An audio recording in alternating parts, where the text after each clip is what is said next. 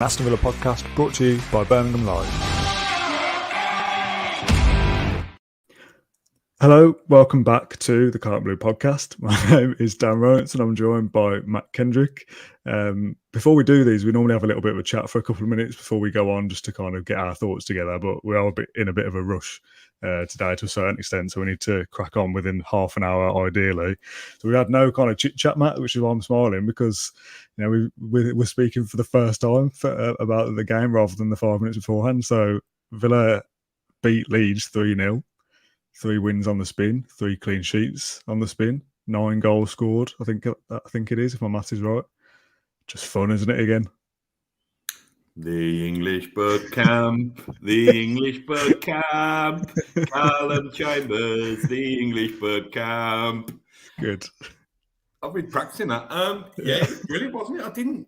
I didn't think we'd lose tonight, but I didn't predict, or didn't envisage that we'd win 3-0 either. Brilliant. We've just hit our rhythm again, haven't we? We've done the worst thing they can possibly do and got us feeling optimistic again. Yeah, well, I'm not going to talk about where we're going to finish. Can we still push into Europe? How high up the table can we get? It's just about enjoying the football for the remainder of the season. I think in the same way that Gerrard says things about Coutinho, like, oh, let's just enjoy him rather than worrying about his contract. Let's just enjoy watching him. That's kind of how I feel about watching him for the rest of the season. It's building momentum. It's getting the players playing under Gerrard's style, getting some momentum, some confidence, and taking that good run into next season as much as anything. Yeah, just a really fun night watching Villa again, isn't it? And that's what it's all about. You want to be entertained. You want to have fun watching your side, and that's what Villa are giving us at the moment. Yeah, and we're scoring some brilliant goals as well, aren't we? I know the first one was a dodgy deflection, but the build-up was brilliant. Probably could have had a penalty as well during the build-up.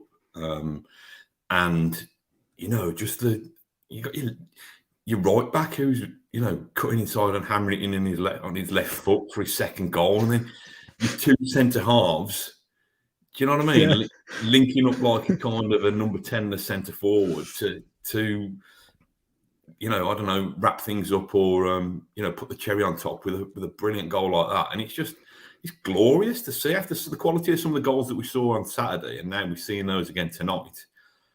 It's just, it's a bit of a cliche, but some of the goals are worth the admission fee alone, aren't they? Or worth your Amazon Prime subscription fee alone, aren't they? Let's do what we always do then and go back to team news. Me and Pat did a podcast in the week, might have been yesterday actually, and we talked about the age-old cliche: do you change a winning side? And I said to him, I would like to see some kind of statistics on Villa. If they change the winning side, do they fail to win the next game? And we kind of said that Dean probably has to come back in, because against Rafinha, Ashley Young probably wouldn't do great. Dean's the first choice. He comes back. Konsa was the one that we were kind of, I thought he might stick with Chambers. Pat thought, no, Konsa is your best defender. He comes straight back in. But you definitely leave the forward line as is. Ings and Watkins are starting to click, and Coutinho is the magic man, isn't he? So let them do their thing. And it was that he stuck with Chambers, which I think probably surprised a few people based off our social media comments saying, where's Ezri Konsa? And it's quite a brave decision, isn't it, to leave out your first choice or second choice centre-back for Chambers, because he's had a good game against Southampton, but certainly rewarded, isn't it, with the another clean sheet and that excellent finish as well, which is obviously not what you signed somebody like Callum Chambers for, but Ezri Konsa struggles to get back in the side now. Isn't it nice, though, that we've now actually got 3 first-choice centre-halves? Yeah. Because with respect to Courtney Hause, he's always played second fiddle. Twanzebe left because he knew he wasn't getting a look in. Now, Steven Gerrard thinks he's got three centre-halves he can trust to start a game if needs be. Yeah. And he justified it. That's another clean sheet. I mean, that was important. I'm glad that we, obviously glad that we scored 3 goals, but I'm glad that we kept another clean sheet because... Well, yeah, so we didn't want another 3-all. Oh, no, yeah, I know. You texted me, didn't you, saying you texted me at about 75 minutes saying... Oh, no, it was just before the 3rd goal, wasn't it? Just before the 3rd. This will be fun. I was like, no, don't jinx it yet.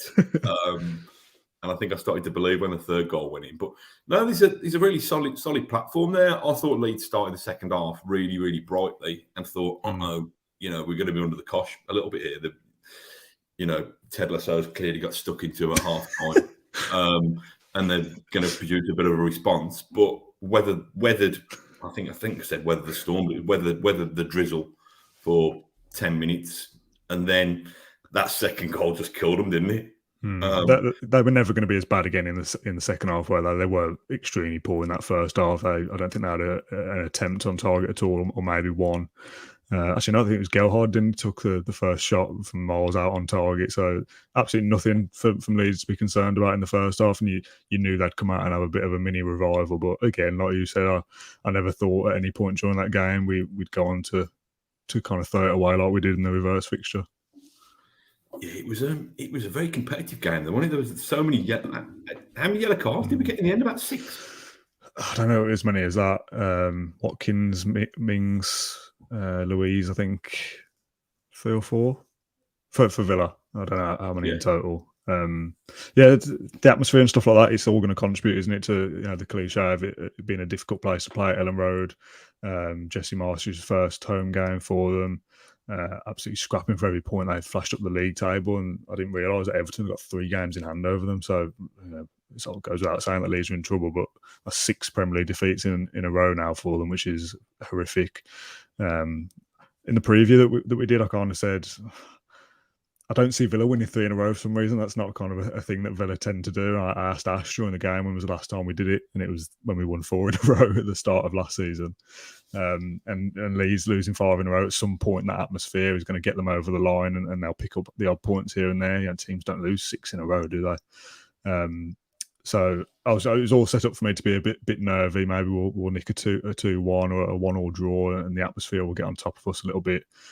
And a player that could have happened to, Tyrone Mings, getting absolute stick all the way through. There was a period when he kind of went over to their fans. I think he kicked the ball into there, and one of their fans threw it back at him, and he kind of stared him down and chanting at him all night. There's a bit of a history there, isn't there, between Mings and Bamford, and their fans don't really like him, which is whatever. But that's Mings is the kind of player that might kind of buckle under that from time to time and make a mistake. And there was a couple of occasions where I thought, oh God, he looks a bit shaky there, but ultimately he's part of a defence that keeps a clean sheet and goes on to win the game and keeps his cool, keeps his concentration, and it does a good job in a tough atmosphere. Yeah, I think it was early on, wasn't it, where Dan James has gone across. Villa have played it out across the defensive line, and Leeds have pressed them really quickly and really high. And Dan James is rapid, isn't he? As we saw at Villa Park, and he's caught Mings, I think, or Mings has screwed it out of play or something under pressure. You think, is that going to be the one? Is that going to unsettle Mings? The fans who were made him public enemy number 1 for some reason sang about him more than they did their new manager. There wasn't many chances for the new manager, was there? There was a lot of talk about them kind of praising up Bielsa and stuff. I didn't really hear any of that. It sounded like a good atmosphere, and that will, again, like I said, I think that will kind of get them points here and there. But yeah, just a lot of kind of anti-Villa stuff, which is, if that's how they want to build the atmosphere, then that's fine. we'll shut that up by winning 3-0. Yeah, I mean, Gerrard heard Gerrard speak, being interviewed before the game, and he said we need to have more control of the spaces on the pitch. We can't let it become a basketball game like it was at Villa Park. And I think Villa did that. I think they were fairly solid and compact most of the game. And they've got that. It's nice, isn't it? It's nice to see Danny Ings.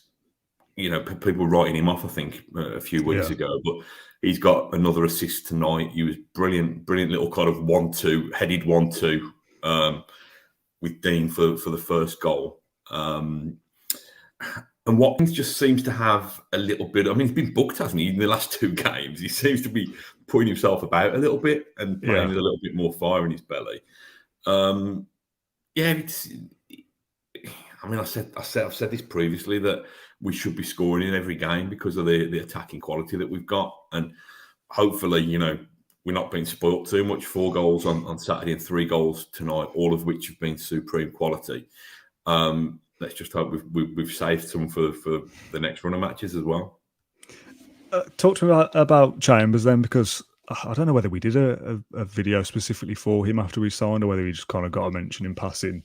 I can't remember what we did now, to be honest. But yeah, for me, I don't know. What I'm trying to say is I don't remember talking about it. When he signed, I seem to remember thinking, bit of a nothing signing, really. A squad player, utility player, centre back, can play right back, can play DM. Not sure whether he's going to start many games, and then totally proving me wrong that he's a very handy player. And like we said at the start, keeps Ezri Konsa out the side, who, that's unthinkable, isn't it? At one stage, Ezri Konsa doesn't get back in for out of favour Callum Chambers.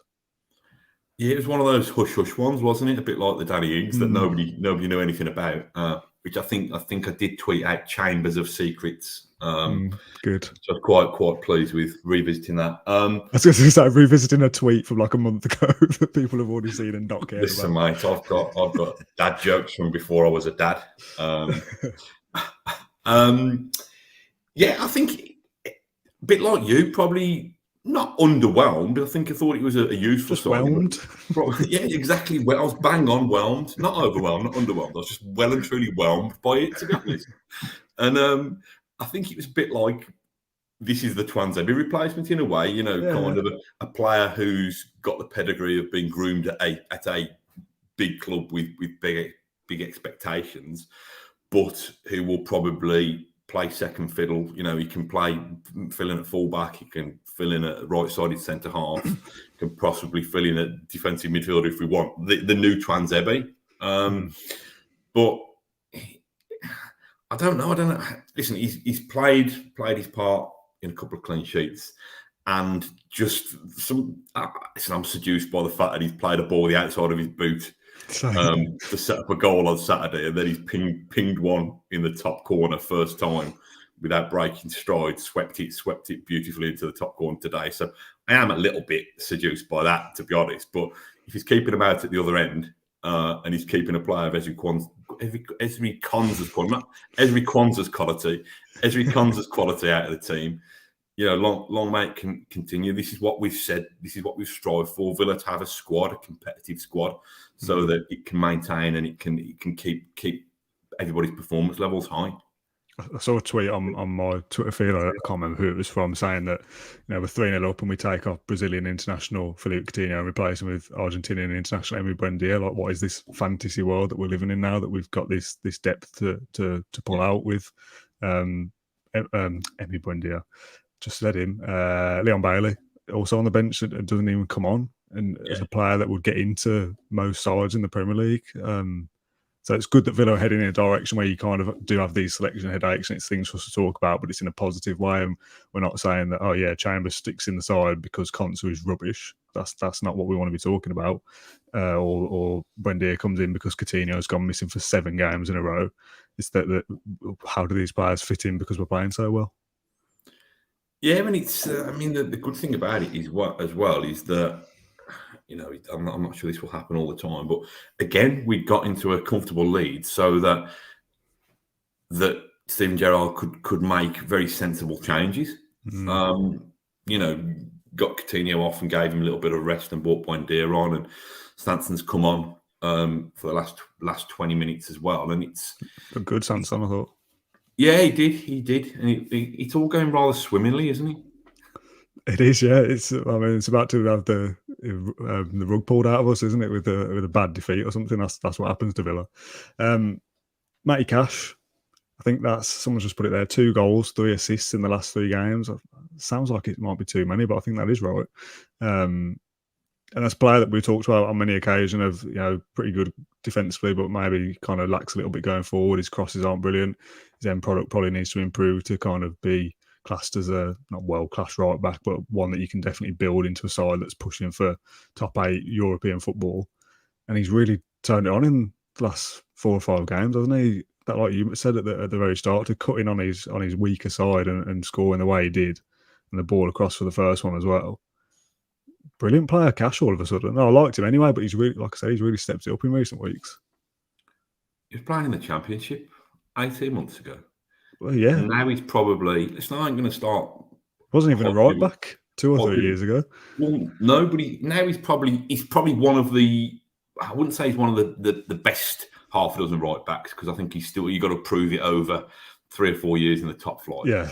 But I think he's probably one of the most noticeable in terms of, there's lots of right backs who would be very steady and wouldn't impact games, certainly going forward the way he does. I think, listen, he's claimed an assist again tonight. I think that ball, he can play those low balls. I think sometimes his delivery, kind of his high crosses, are the ones that's probably the biggest aspect of his game that needs working on offensively for me. He's probably a little bit rash defensively still and can be prone to leap in a bit too easily. But he's brilliant. I don't want him to be playing La Liga next season. I want him to be in the Premier League, getting even better with Aston Villa, because I think he's quality. I think it's a quality piece of scouting and signing. Love him. It's up into the top half now. I was just checking there while you're talking. 9th place, I think it is, 36 points. I don't want to bring this up. I mean, it's going to sound like I am, but I'm not. I don't want to bring this up in a way of, I told you so. That's what it's going to sound like. How 4 or 5 games ago, there's fans talking about relegation and where's the next point coming from. And I know it can feel like that. I've had conversation on the way home from games with my dad, and you kind of think, well, bloody hell, I don't know when the next goal is coming from, when the next point's coming from. But the talk that we had at one stage where it is, Villa could be in trouble of slipping into it here, I always kind of felt you'd still win 3 or 4 games for the rest of the season to make yourself safe. I didn't quite predict that it would be that we'd win the next 3 in a row in such convincing fashion. But is there an element almost of being a bit patient and knowing that it's going to take time to build something and not kind of throw everything out because you lose a couple of games? Yeah, I mean, of course there is, but I suppose it's the prerogative of a football fan, isn't it, to fall into the depths of despair whenever things don't go right. It's hard, isn't it? If we were to go and perform really badly on Sunday, is it West Ham? West Ham Sunday. Yeah. If we were to go and perform really badly on Sunday, how brilliant we were tonight and on Saturday last weekend is not going to sustain us during the Sunday night meltdown, is it? That's the way football is. It's dissected and talked about and dominates so much of our lives now that you're only as good as your last game, aren't you? You're only as good as your last performance. But it should, if we were all prepared to step out of it and look at the bigger picture, it should sustain us, because we should now know that we have got a very good starting 11, I think, and we've got probably top half of Premier League. Half of our bench is probably top half of the Premier League as well, which again is a pretty impressive turnaround given where we've come from. And I know I've seen a few people tweeting it, including Jack Grealish today. It's 3 years today, isn't it, since that pivotal win at Birmingham City when Jack got covered around the head and then responded perfectly by scoring the winning goal. I think what's happened in those 3 years feels like a lot longer than 3 years, doesn't it? It feels like a lifetime ago, doesn't it? But I think we're an established Premier League team now. We could have only dreamt of that a couple of years ago. We are that now. We are that. Yeah. And when we winning so convincingly and winning in such an eye-catching way, I think we just have to really, really relish it and revel in it. I just said about kind of not getting sucked into when trying to get into Europe this season and things like that. Does 8th place get you some kind of European football? Is that right? Or does it depend on other results in like the winner of the Champions League and all that kind of stuff? Do you know? Oh, it's too early, mate. Too early to start working out all the permutations. I'm not sure. I'm not sure how far down it goes now and who needs to win what for it to open up more places. Let's just try and get there first. Let's try and finish 8th. Or 7th or 6th. Well, that was where my question was going. Like, what is the ceiling or the ambition for the rest of the season? Is it just to finish as high as possible? Is it to get more points than last season? What would you kind of assess as success for the rest? What is it? 10 games, something like that? 11 games? I think if we can match last season's point tally, given where we've had to come from this season. I mean, how many points are we on now? 36. 36 now. So that's another 19 points from 11 games.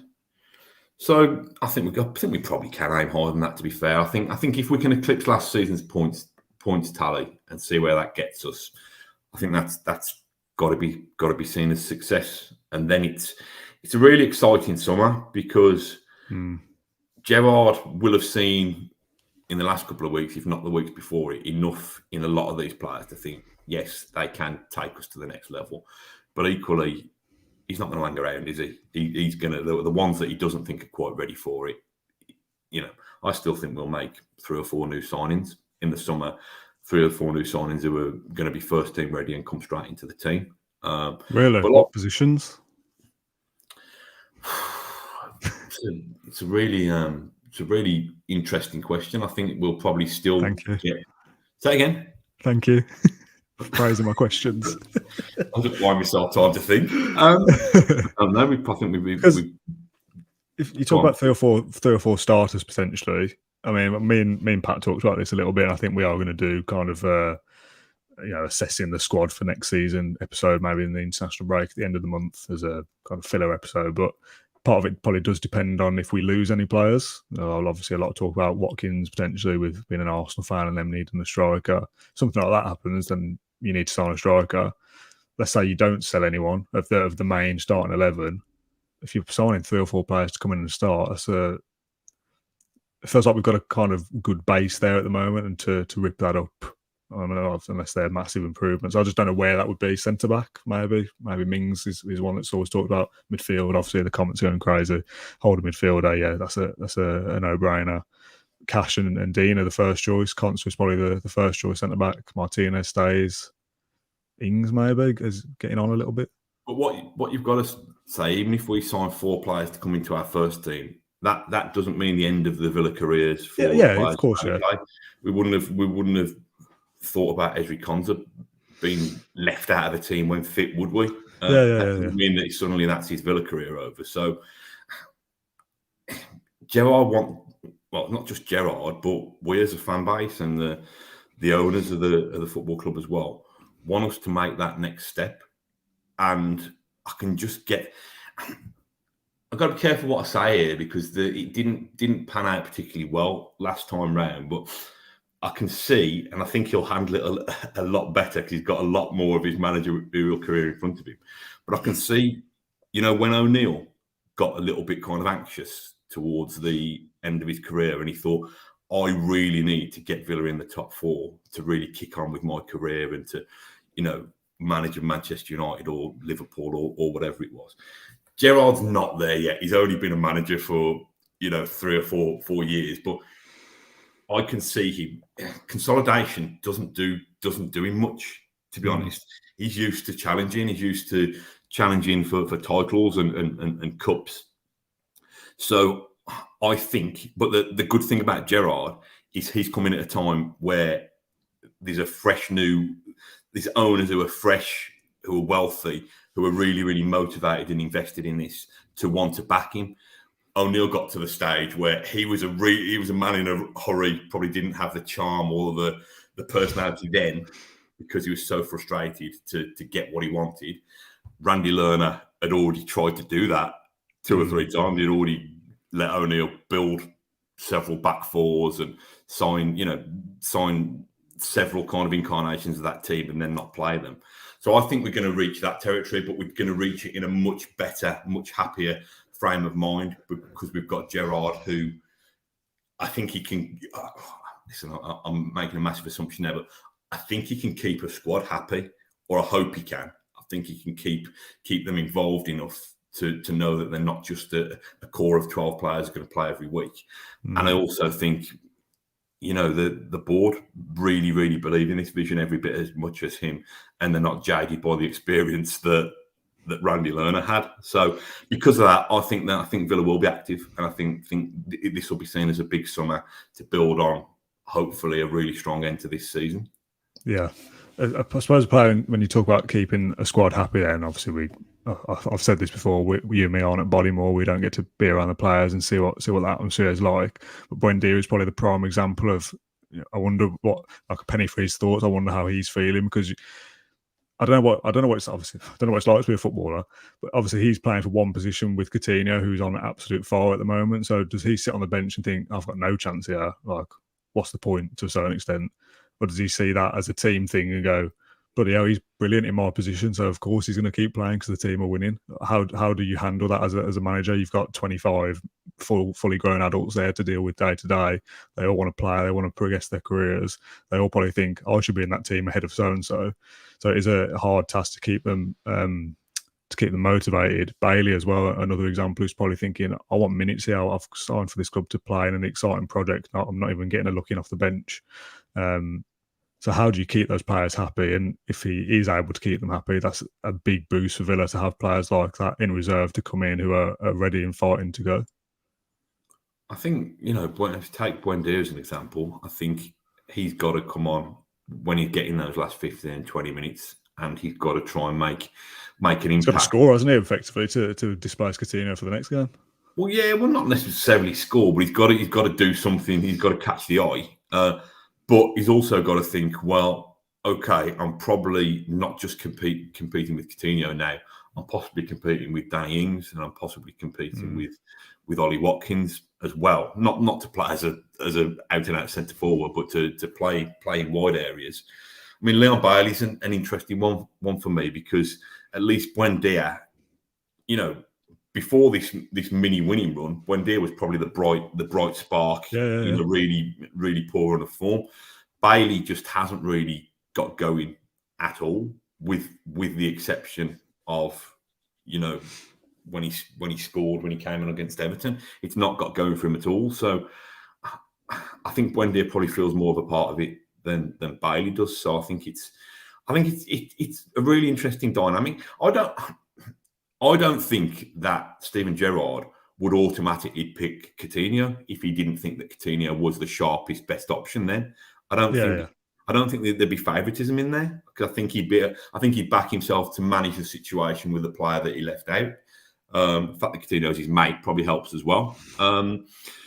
But nice problems to have, aren't they? Really, really nice problems to have. A couple of years, I don't want to keep harking back too much, but a couple of years ago, we didn't think that we probably thought we got 6 players that were good enough to start in the Premier League and just keep us up by the skin of the teeth. Yeah. Now we're thinking, how do we get these 14 or 15 really decent, exciting, talented Premier League players into a team each week? Well, because you'd have Sanson, Traore, Bailey and Buendia would probably get into most sides around that middle section of the Premier League, would they not? Obviously, I'm not saying that Sanson, who's barely kicked a ball for us, is going to go and start every week for Southampton in 10th. But I mean, if they were signed from Marseille before he came to Villa, they're the calibre of player that are capable of being, 12th to 8th in the Premier League, I think. And they're sat on our bench barely getting a look in because we're in such good form. Yeah, I think that's the whole idea, though, isn't it? You want to sign players that are good enough to start in the Premier League every week, but regrettably, you can't just have 11. Don't work like that, does it? Go on. Just quickly, I wanted to get your thoughts on the change of system. That obviously, when Gerrard first came, it was all this talk of a 4-3-3, 2 number 10s behind one striker, or maybe 2 wingers who will cut inside and play a bit more centrally. And that's kind of, Ali McCoy was talking about it in the build up to the game, saying it's still a 4-3-3 to an extent, but kind of isn't it? It's 2 up front, there's 2 out and out strikers, it's 3 forwards, but I won't call it a 4-3-3. Anyway, that's besides the point. But we kind of thought that Gerrard would stick by that, no matter what, the 2 number 10s, Coutinho and Buendia would play together, and it'd be one of Watkins or Ings, because we're all saying they don't work together, and then all of a sudden Watkins and Ings can't play without the other one now that they're both playing together up front and both doing well. So it's kind of just your thoughts on Gerrard's ability to tweak tactically and how much that has changed things. I just think, he's not a mug, is he? If something's not working, I think he's prepared to change it around and find a formula that does. I mean, this system won't work forever, and when it stops working, he'll change it again. I think the thing for me is that invariably he's getting. This is a narrow sample based on the last couple of weeks, but he's getting at least 2 of his 3 central midfielders producing a performance. I thought Ramsey was a little bit quiet tonight, but I thought the other two did well. I thought McGinn was charging around like a mad idiot again. I'll tell you what amused me. Did you hear when what did Alan McCoy said? He said he's not got a backside as good as Kenny Dalglish's. Yeah. A strange turn of phrase, wasn't it? I'm glad he was able to tell that line better than you were then. Finally get it out. Be careful of your words then. Yeah. I also like the way that he referred to Coutinho as the wee fella for most of the game. Just the wee fella's pulling strings. I just like that. I think that's pretty much it. I said we were going to try and keep it to half an hour. There's loads of people watching, almost 700, which is incredible for 10 o'clock on a Thursday night. So thank you for tuning in as always. There's been loads of comments and a lot actually. We've spoken about this a few times, but it's obviously a fresh audience asking about that you're shrinking away and that you've lost loads of weight. Congratulations, fair play to you. And we've talked about this a lot, it feels like, but you do look smaller every episode. I've just got some massive glasses on. I've just got massive comedy glasses on. Yeah, it's deliberate. I'm not wasted away. You're not ill or anything. I don't think so. It's slimming more, mate. To be honest, but it's. I've not been great. I had a few pints in the old joint stock yesterday. Which I saw your picture there. Yeah, nice place. Actually, I've got a couple of shout outs because there was a Villa fan in B&Q. Dan Aldo last week when I was trying to find a lock for my bathroom door. I thought you were for Wi-Fi extenders. Again, I forgot. I had to buy like a toilet brush holder and a lock for my bathroom door. So Alex Blakemore is a big fan of the show, or so he said. But he's well, no, won't it? Because if he hears this shout out at the end of a 30-minute episode that wasn't the one he told you about, we'll know whether he's a big fan or not. Exactly. So yeah. So Alex, come on, prove yourself. Yeah. So he's a great lad. Part of the Aston Villa colleague massive. Lovely. And Nilesh from Villains Together, I met yesterday. At a diversity conference that we're speaking about, diversity in sport, and he's a lovely fella, so we're going to get him on as well soon. We had him on once before. I think James did an episode with him, I think. Yeah, we're going to get him back on because he's got a few things that we're going to help promote. So no, it's brilliant. Can I just say my one random thing as well before we go? Yeah. Go on. Then. I don't know which player it was who was taking the corner, but did you see the Leeds United fella who was touching his head to show where he was going to? You know when they have these, that have little secret signs. Yeah. Well, outside of Claret and Blue, we run this kids football newsletter called Kick and Mix, which is about junior grassroots football. We did a piece last week saying how many kids in kids football are copying these signs, these things, even though they don't know. What the meaning is. Anything. Yeah. There's a coach who was saying, I coach these kids every week, and I've got a corner taker who taps his head or raises his right hand. I've got no idea what he's doing. It just amuses me how impressionable young footballers are. But anyway. Yeah.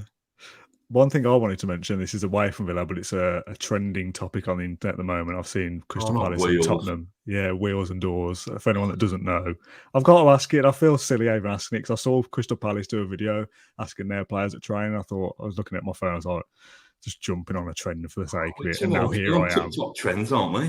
Here I am doing the same thing. I feel like I've got to ask it. So for anyone that doesn't know, there's a debate going around the internet at the moment whether there's more doors or more wheels just in the world generally. So Matt Kendrick, what side are you on? Wheels or doors? Do you care? It's a really. No, I don't. I don't want to be committed. I don't want to commit to it in case somebody counts them and I'm wrong. But it surprises me because this is right up your street. I thought I'd ask you this, and you'd be going, "Oh yeah, here we go. I've been waiting to talk about this all day." I don't know. What do you think? I want to know your answer first because I asked the question. Because I'm just going to pick the opposite of whatever you pick. Doors. Wheels. I would say wheels. Why? I don't know. I just think there's more unusual places for a wheel, like suitcases, like skateboards, bikes, motorbikes, scooters. Like not just cars, not the obvious things, like weird things that you wouldn't even think of. The conveyor belts full of wheels. Yeah, but yeah, lots of the modes of transport that you said would also have doors, wouldn't they? But plus houses would have doors, plus all buildings would have doors. But then I'm sat on an office chair now with 6 wheels, and there's only one door to this room. Well, I'm sat in my back room, and there's a door there. There's double doors here. I've got a little TV cabinet with doors on it. Any cupboards with wheels on, drawers? They got wheels in. So you'd have a door to open it, but then wheels on the drawer as well. So it's a very complex matter. Yeah, I don't really want to get too lost in this, to be honest. I've had a really nice night, and you've just ruined it with this crap. Sam Redding says rollerblades have got 8 wheels and no doors, so I think that proves it then, to be honest. And Steve Webster says there's more bald heads than both. So exactly. I mean, there's a bald head on the podcast, and from what I can see on both of our screens, no doors or wheels. So that is accurate from Steve. I think that was. Anyway, I thought I'd ask it just to get in on the trend. That'll probably make us round to Twitter and mug ourselves off when no one cares. But all the comments, a lot of wheels, doors. Yeah, okay, cool. Is that what people are saying? Wheels or doors? Is that generally the gist? Yeah, a bit of both. Who'd have thought it? Matt, thank you very much for your time, as always, on the Claret Blue podcast. You enjoyed yourself? Apart from the last few minutes. I've had a very pleasant evening. Yeah, had a very pleasant evening. Thank you. Lovely. Thanks to the 700 odd people watching this live on Facebook, Twitter, or YouTube this evening. If you're not live, then get involved in the comment section on the video. If you're watching this not live. If they're watching this like tomorrow and they're not watching live, leave a comment is what I'm saying. Okay. Or go on Spotify, leave reviews, iTunes, all that kind of stuff. Thank you very much for watching. As always, I think Ash will be doing some kind of video, maybe just for Facebook tomorrow, and then it's match day again on Sunday. When are you and me back for West Ham? I'd have thought, or me and Ash maybe. I don't know. I'm not. It's not on telly, is it? I'm not sure whether I am. Yeah, it's not on telly, so it might be Ash doing a video on Sunday night or something. But yeah, we'll deal with that when it comes. But it'll be another 3 points Villa the way we're going. So yeah, we'll see you all in a few days' time. Thank you very much for watching. Bye bye. There's more Wheels and that trick on Sunday up the Villa. Thank you for listening to Claret and Blue and Aston Villa podcast. If you enjoyed today's episode, then please do let us know. We love hearing your feedback. We'll be back soon with another episode, but until then, up the Villa.